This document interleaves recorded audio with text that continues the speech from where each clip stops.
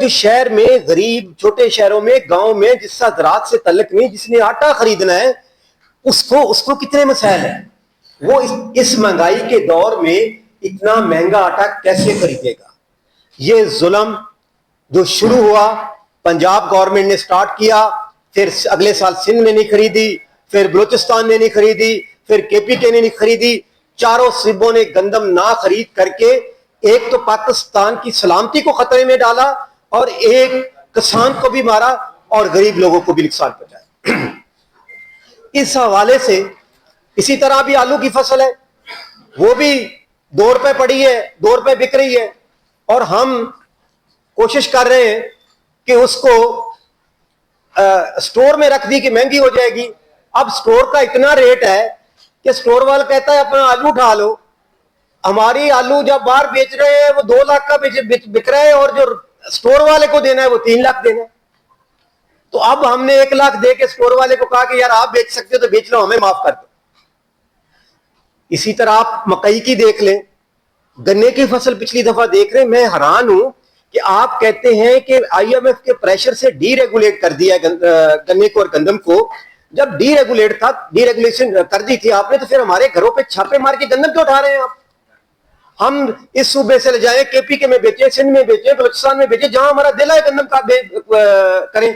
آپ نے وہ بھی کام کر دیا اور صوبے اور ضلعوں سے گندم بھی کراس نہیں ہونے دیتے. اس کا میسج جو جا رہا ہے بلوچستان اور خاص کر کے پی کے میں, وہ کہتا ہے پنجاب گندم روک کے بیٹھا ہے. خدا کے واسطے اس مشکل وقت میں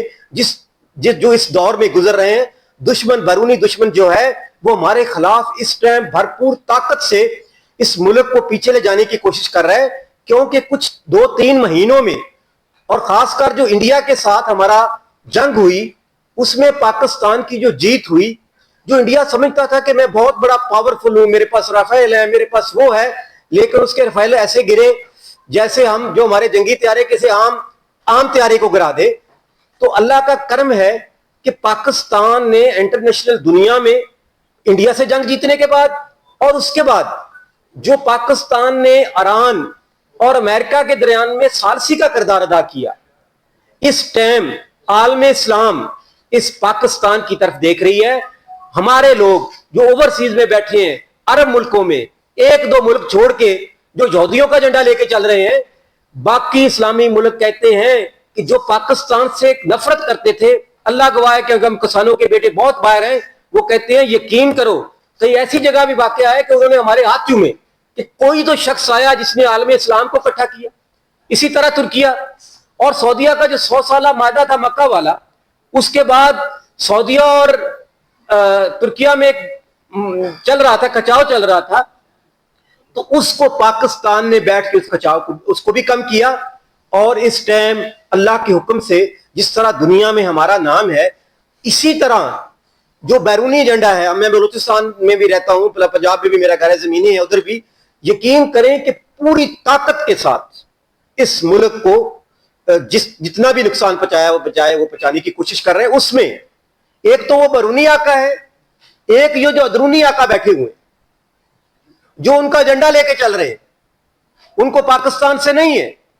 ان کو بیرونی ایجنڈے کو لے کے آگے چل رہے ہیں, وہ سب سے بڑا نقصان کر رہے ہیں. اور اس جو گندم کا ایشو, گنے کا ایشو, اور اس ایشو پہ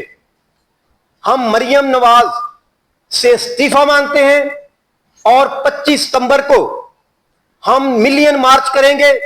اسلام آباد اور پنڈی کے سامنے بیٹھیں گے, اور پرائم منسٹر کو کہیں گے کہ خدا کے واسطے آپ کی بھتیجی ضرور ہے, لیکن اس کو زراعت کے بارے میں الف بے نہیں ہے. ہم کسی کی حکومت نہیں گرانا چاہتے, ہم صرف یہ چاہتے ہیں کہ سی ایم پنجاب اگر اور 2.5 سال گزار گئی تو کسان جس طرح معاشی قتل اس کا ہو چکا ہے, اگلے 2.5 سال میں وہ افورڈ نہیں کر سکتا, کیونکہ وہ بار بار کسان مافیا کہنے کے بعد اس کا جو بیوروکریٹ ہے, اس کا منسٹر ہے, وہ اسی چیز پہ لگا ہوا ہے کہ مریم صاحب آپ ٹھیک کہہ رہی ہیں کسان مافیا ہے. تو اس بات پہ وہ اس بات کو پورا کرنے کے لیے ایک ہی بات چل رہی ہے. میں حیران ہوں, جو ملک 70% زراعت پہ ہے, آج آپ عالم اسلام میں اپنا نام لے کے بیٹھے ہیں. میں اگر ایک سعودیہ, جس طرح ہم نے ہمارا دفاع کا معاہدہ ہوا ہے, اگر ایک سعودیہ ہم سے یہ کہے کہ آپ سے ہم گندم لیں گے آپ سے, کاٹن لیں گے آپ سے, چاول لیں گے, سبزیاں لیں گے, فروٹ لیں گے, ایک سعودیہ ہمارے ساتھ ایگریمنٹ کر لے تو ہماری اکانومی جو $10 ارب ہم باہر سے چیزیں منگوا رہے ہیں, جس میں 3 ارب سویا بین ہے, 3 ارب پام آئل ہے, اس ٹائم بلوچستان میں یقین کرو زیتون کے جو باغات ہیں اتنی سپیڈ سے لوگ لگا رہے ہیں. اور ایک شخص جو لورا لائی کا تھا اپنی مدد آپ کے تحت یوکے گیا اور زیتون کا پوری دنیا سے لوگ سیمپل لے کے آئے تھے, اس نے ایک فرسٹ پوزیشن کی اور گولڈ اس نے تمغہ حاصل کیا اپنی مدد کے تحت.